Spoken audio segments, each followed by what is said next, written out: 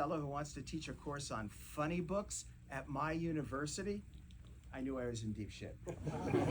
I begin the first pitch of my career.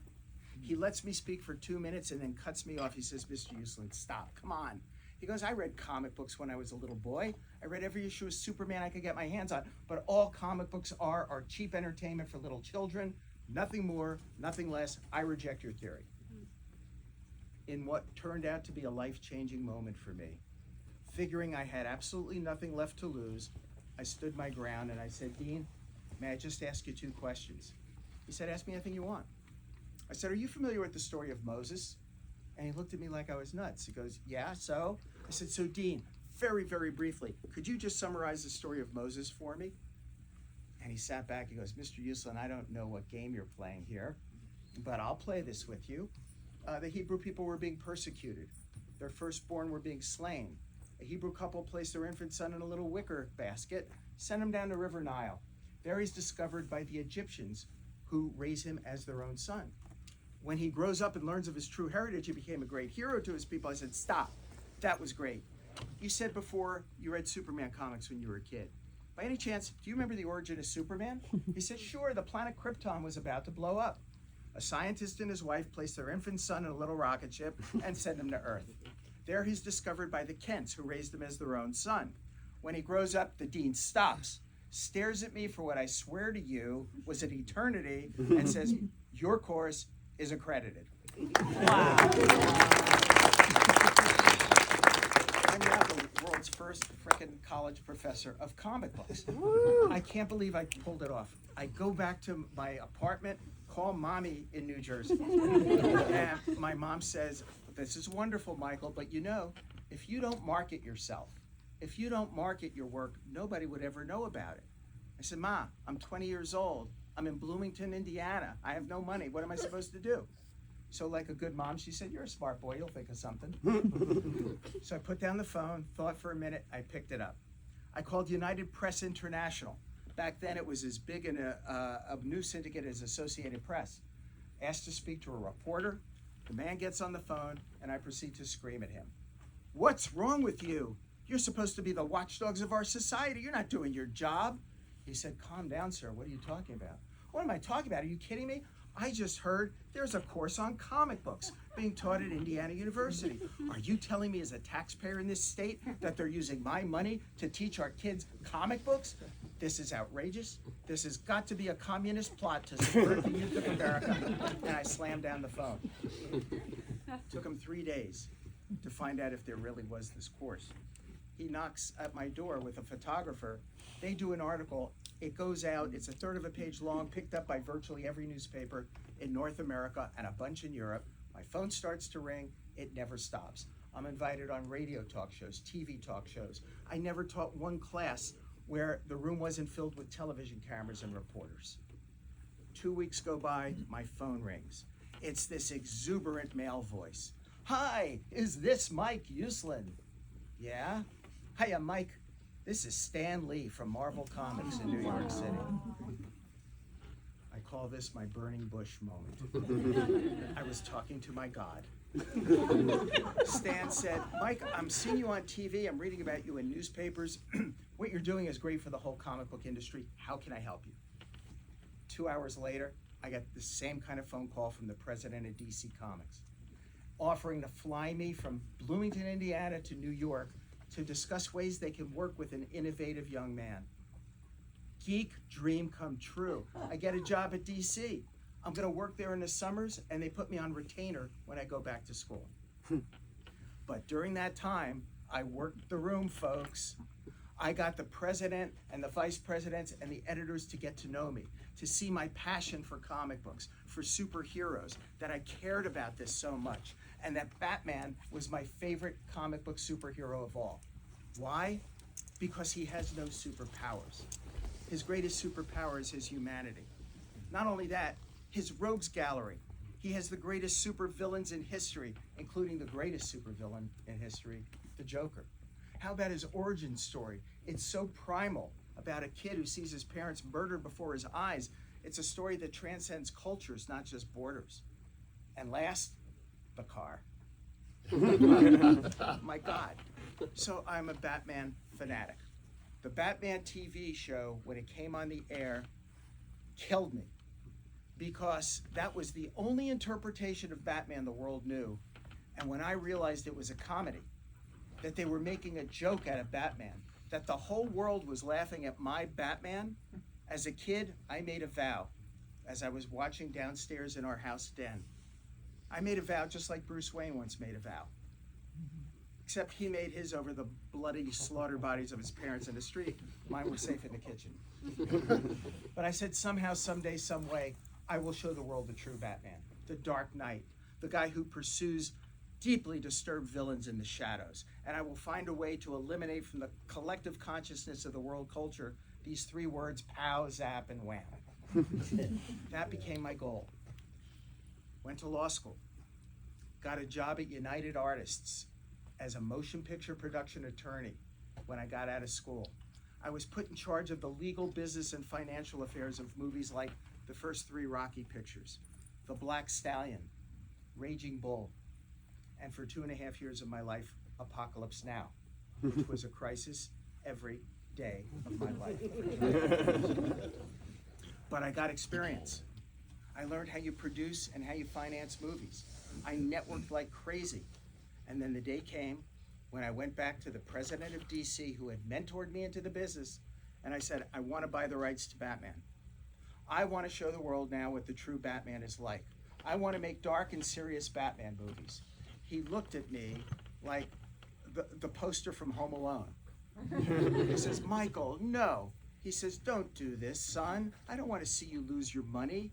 Don't you understand that since Batman went off the air on television, the brand is dead as a dodo?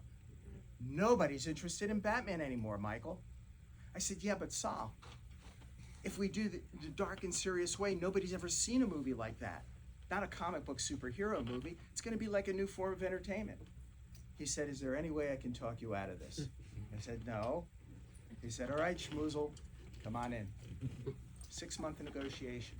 We raised that money. Me and my partner, Ben Meldiker, he was my dad's age. And he was a legend of MGM in their Tiffany years. October 3rd, 1979, we signed the papers, we paid the money, and got the rights to Batman.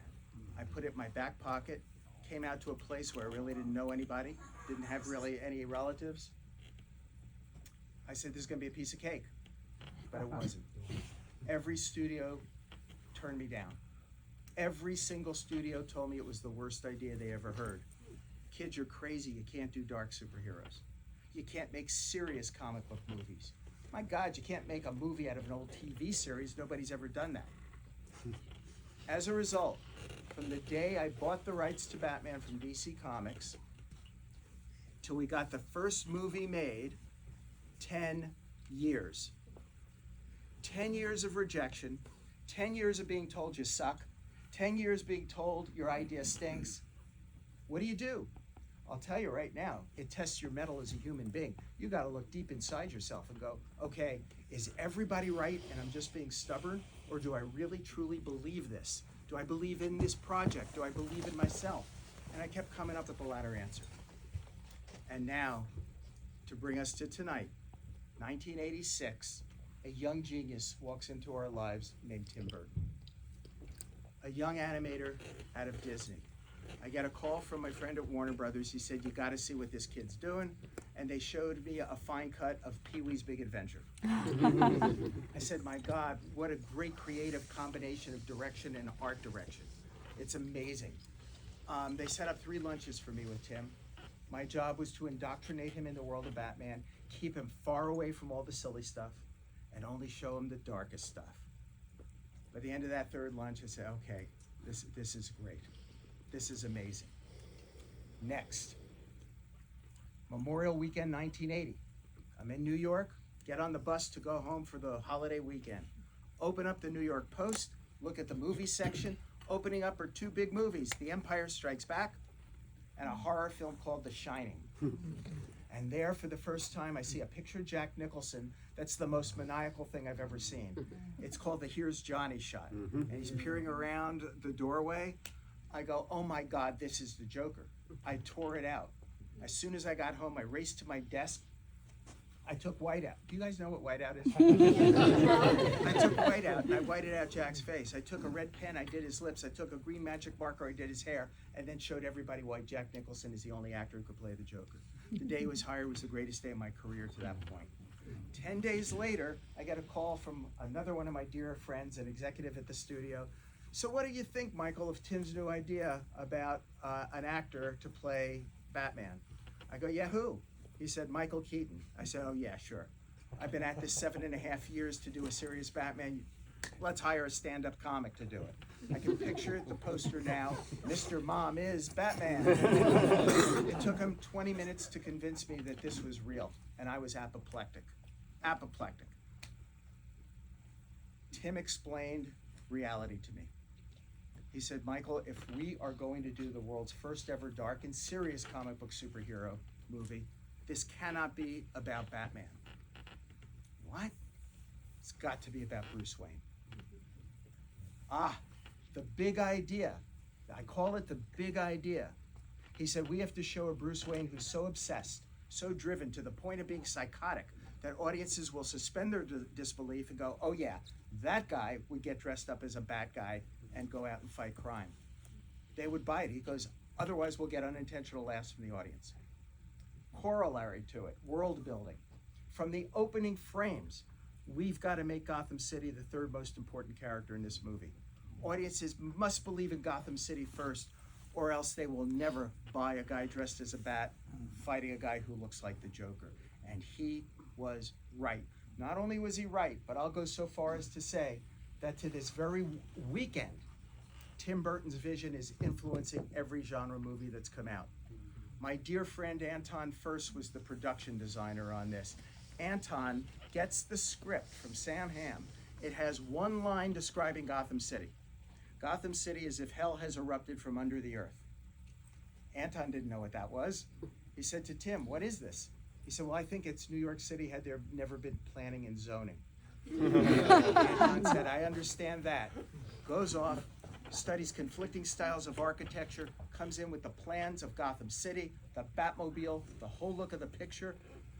Gotham City, 5 square city blocks built on the back lot of Pinewood Studios, and we're off to the races. I also contend that the big idea of Tim Burton is what opened the door to the Marvel Cinematic Universe. We've all seen Iron Man movies, right? Yeah. They should really be titled Tony Stark. We've seen Spider-Man movies. They should really be entitled Peter Parker. The big idea. June 23rd, 1989. It was a magical summer, folks, for those of you too young to have experienced it. Billboards, posters everywhere, and none of them have the name of the movie. It's just a black bat in a gold oval, and it says June 23rd. But somehow, magically, everyone seemed to know. That summer of '89, you couldn't walk 20 steps through Times Square without seeing someone in a Batman hat or a Batman t-shirt. It was amazing.